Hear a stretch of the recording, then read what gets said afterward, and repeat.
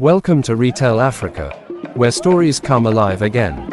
We bring Africa's soul to the screen through powerful retellings of her ancient legends, hidden histories, spiritual journeys, and modern-day realities.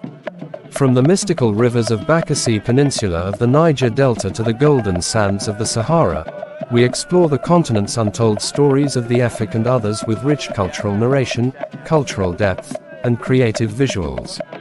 At Retell Africa, we retell ancient African folktales, myths, and legends, reimagine biblical stories in authentic African settings.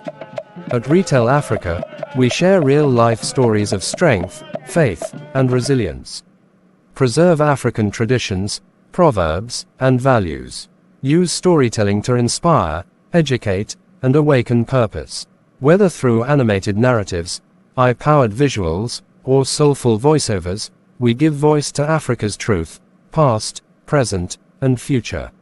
Subscribe and journey with us as we retell Africa, one powerful story at a time. Stay tuned as we journey. Before the chiefs wore crowns of brass, and before the white man's ship touched our shores, she was already awake, watching, listening, waiting. They called her Mamaratam, the mother of the land, the seven-headed goddess of justice, vengeance, and hidden knowledge. But she was not always feared. Once, she was adored. Long ago, a mother goddess named Mamaratam lived among mortals. Gentle yet fierce, she spoke the language of the Efik and knew the language of water and wind. But when her children were murdered by rival warriors, something inside her shattered. From that pain rose not just her head, but her whole self, goddess with 7 heads, one for grief, one for rage, one for justice, and 4 more for what no man can name. When the sky changes color at noon and the river refuses to flow, know that Mamaratam has risen. Do not whistle in the dark. Do not mock the old gods. And never, ever, lie under the baobab tree on the night of the blood moon. Now listen, the signs have begun. The animals flee the forest. A baby is born with eyes wide open, speaking riddles in a tongue older than iron. The village river turns the color of sorrow. And deep in the night, a girl named Eket dreams of a woman with 7 glowing eyes who whispers, "You will speak for me. But first, you must see me." Answer, the winds begin to turn. The drums stir themselves. Mamaratam has returned. Not as a tale told by trembling elders, but as a force rising again in a world that has forgotten how to bow. The earth does not forget the footprints of the gods.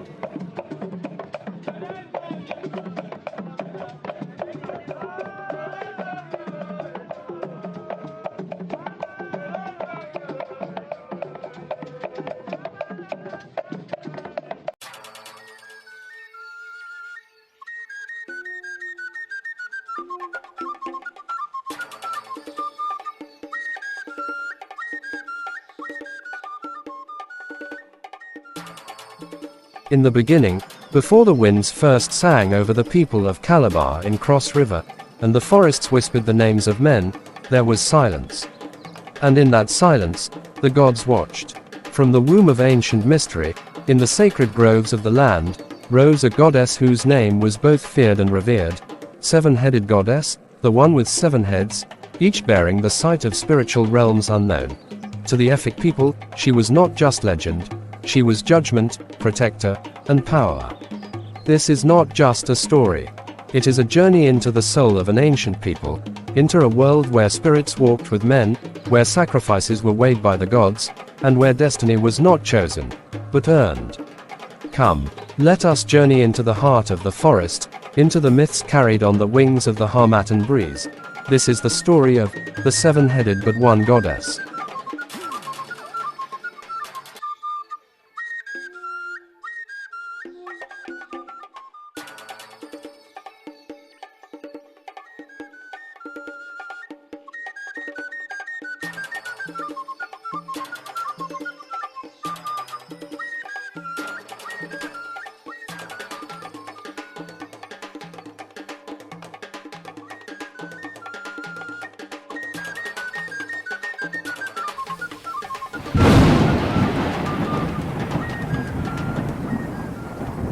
In the days when the trees whispered secrets and the rivers remembered the voices of the gods, there lived a goddess unlike any other.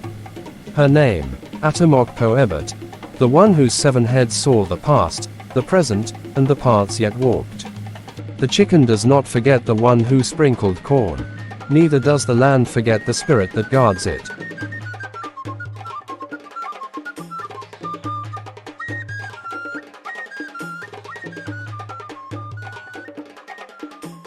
Born from the womb of the great rivers of Bakasi Peninsula, Mamaratam, the great goddess emerged as a gift and a warning. Her 7 heads spoke with wisdom, wrath, joy, sorrow, war, peace, and prophecy. Each had a voice of the unseen realm.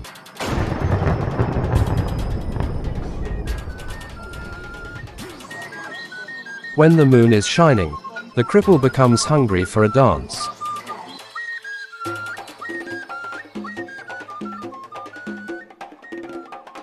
The people of Bakasi Peninsula built a shrine for Mamaratam. Atim protected their fishing businesses, farming harvests, defended the children, and gave wisdom to the Obong of Calabar in times of war. Mama was the wind that blew before the storm, the silence before the crocodile struck.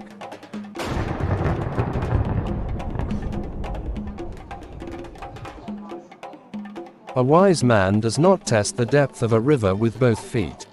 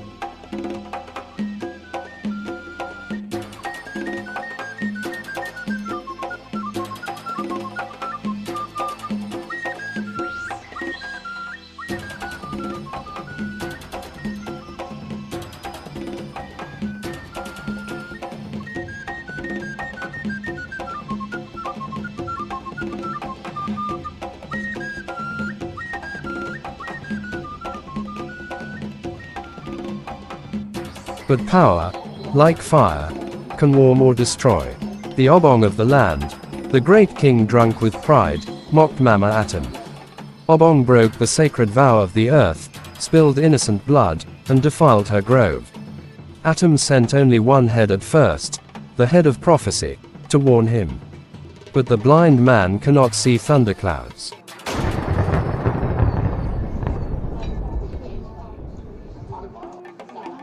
He who throws a stone in the market should not forget his mother might be passing.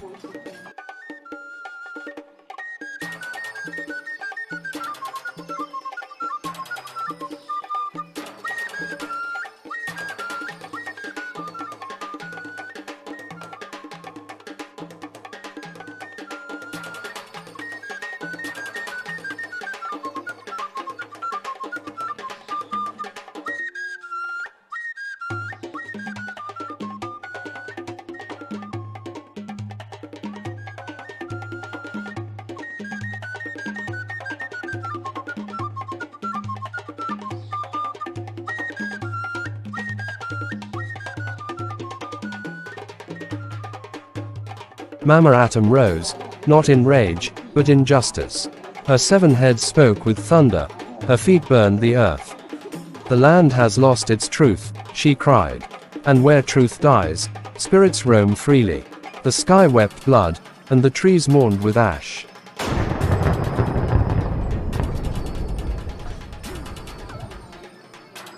When the gods want to punish a man, they first make him deaf to wisdom.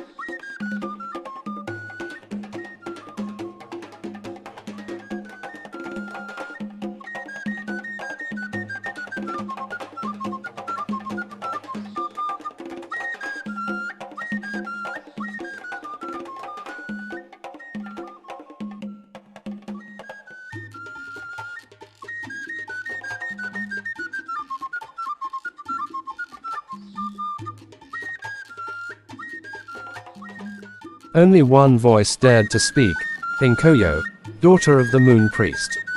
With the courage of the lioness and the humility of the tortoise, she offered herself. Mamaratam paused. Her heads bowed.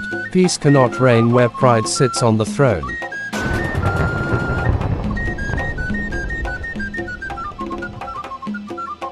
It is the child who says the mother is not good that will sleep without soup.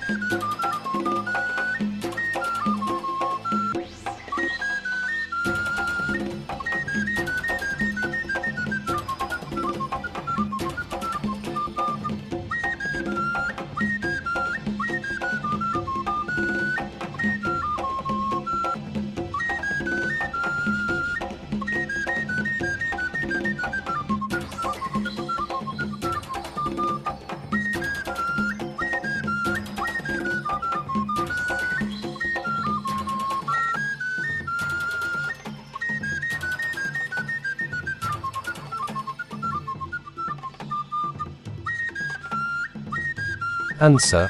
Mamaratam withdrew into the hidden rivers of the spirit world. But before she left, she spoke through all 7 mouths. When the land forgets its stories, the gods return.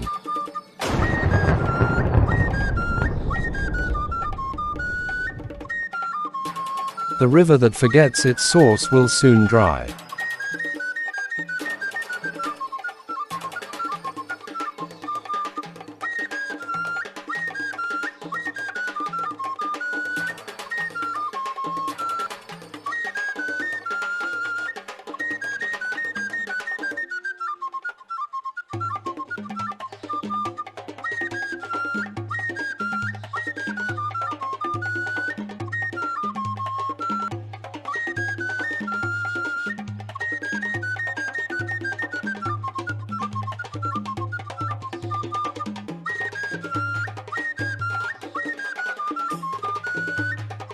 Tell this tale to your daughters and sons, the tale of the great Mamaratam.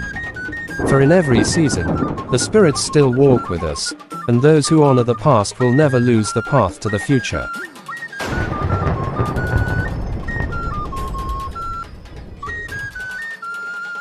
Until the lion tells his story, the tale will always glorify the hunter.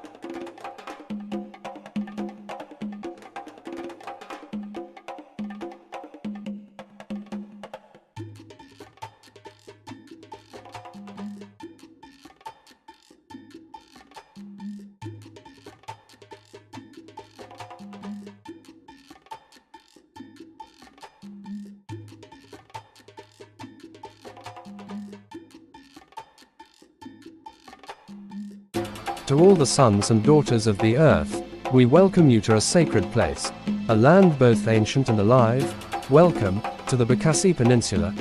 Here, on the edge of West Africa, lies a land where the sky kisses the sea, a living poem carved in water, soil, and spirit. The people of Bakasi, proud, peaceful, and profoundly resilient, are not strangers to the tides of history. They are fishermen, storytellers, mothers of wisdom, fathers of fire. They speak in proverbs older than the wind, and sing songs the grandfathers learned by the river. Here, Christianity walks hand in hand with culture.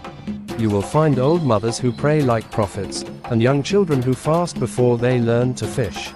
The waters are their lifeblood. In every fishing canoe that dances on the water, Bakasi lives.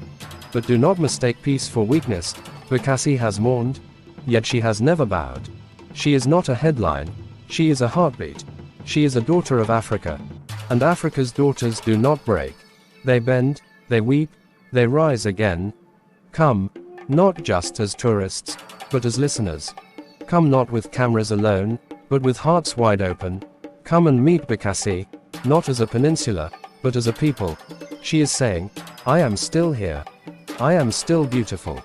I am still home. Welcome to Bakasi. Welcome to her strength, her spirit, her story.